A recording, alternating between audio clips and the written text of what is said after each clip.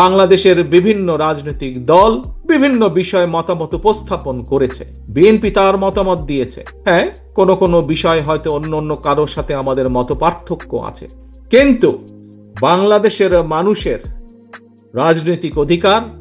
ভোটের অধিকার এবং বাংলাদেশের মানুষের নিরাপত্তা এবং কর্মসংস্থানের ব্যবস্থা করে মানুষের বেঁচে থাকার অধিকারের প্রশ্নে বিএনপির কারোর সাথে কোনো আপত্তি নেই, দ্বিমত নেই। অর্থাৎ বিএনপি এই কাজগুলো করতে চায়, এবং এই কাজগুলো যদি করতে হয়,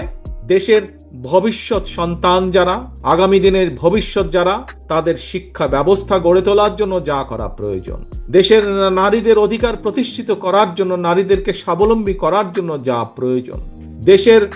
কিশোর যুবক যে কোনো মানুষ যার এই মুহূর্তে কর্মসংস্থান নেই, সেটি দেশে হোক সেটি বিদেশে হোক, তাকে প্রশিক্ষণ দেওয়ার মাধ্যমে তাকে স্কিল একজন শ্রমিক হিসেবে গড়ে তুলে তার কর্মসংস্থানের ব্যবস্থা করা, ছোট ছোট উদ্যোক্তা যারা, তাদেরকে সহযোগিতার মাধ্যমে তাদের সেই উদ্যোগকে সফল করা।